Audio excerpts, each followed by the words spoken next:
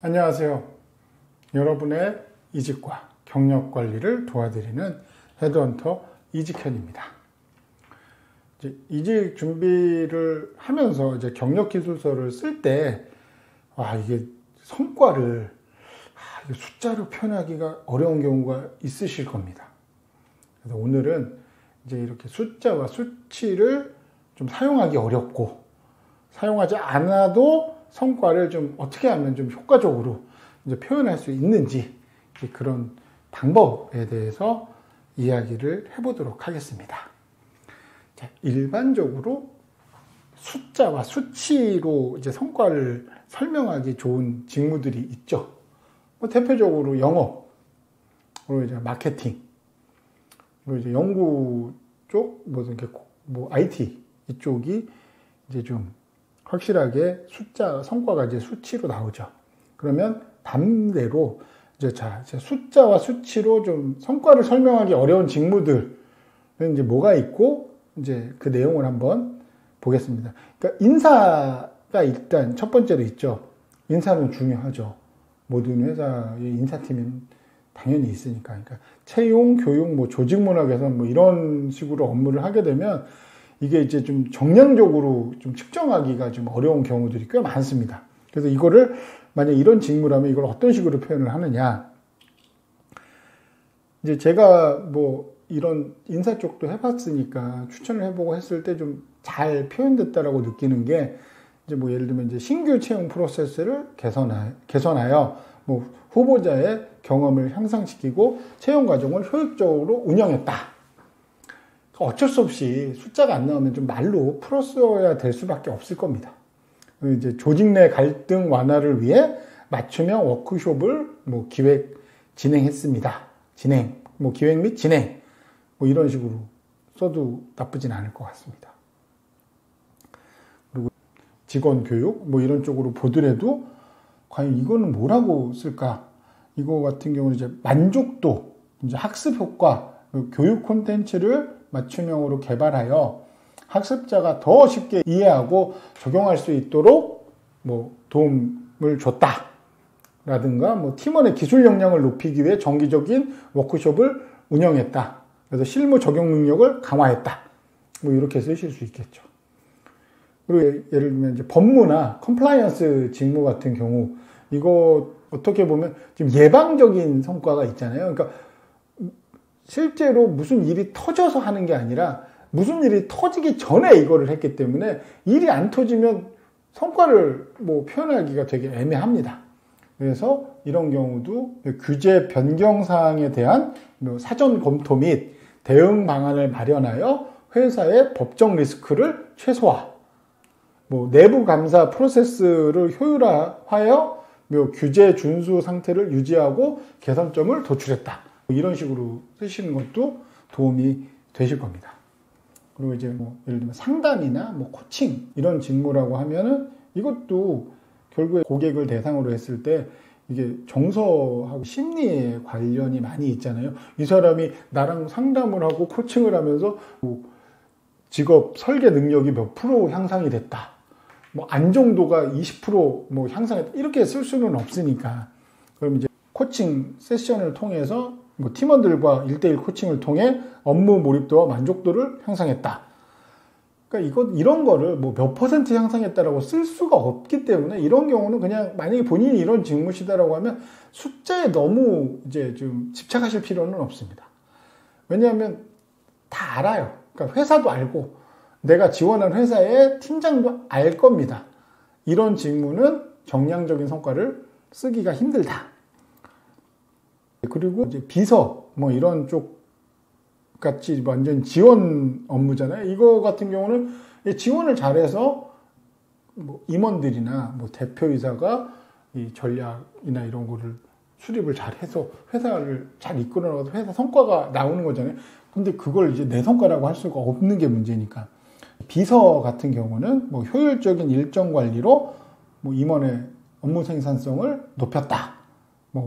아니면 내부 커뮤니케이션 체계를 간소화해서 정보 전달 속도를 개선했다. 이런 내용을 쓰시는 것도 도움이 많이 되실 겁니다. 자, 이렇게 지금 이제 좀 정량적인 성과를 표현하기 어려운 직무에 대해서 알아봤는데요. 그러면 내가 만약에 어떤 직무에 속해 있는데 이게 정량적인 걸 쓰기가 힘들다.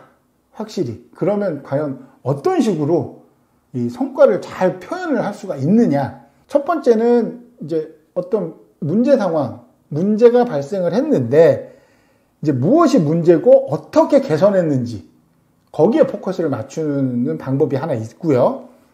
그리고 이게 눈으로 보이진 않는 성과들 있잖아요. 팀워크나 뭐 조직 문화, 만족도 뭐 이런 식의 변화를 이끌어냈다. 이것도 분명히 좋은 방법이 될 겁니다. 그리고 내가 만약에 어떤 행동을 했어요. 그러니까 뭐 캠페인을 기획을 해서 운영을 했고 교육 프로그램을 운영을 했고 그래서 이게 조직에 어떠한 긍정적인 영향이 있는지 그 긍정적인 표현을 써셔야 되면 그게 결국에 나의 성과가 되는 거죠. 그러니까 뭐 예를 들어서 뭐 어떤 교육 쪽 담당자인데 직원들의 교육 참여율이 낮아요. 그래서 각자 그 직무에 맞는 온라인 강의 시스템을 도입을 해서 참여율을 올렸어요.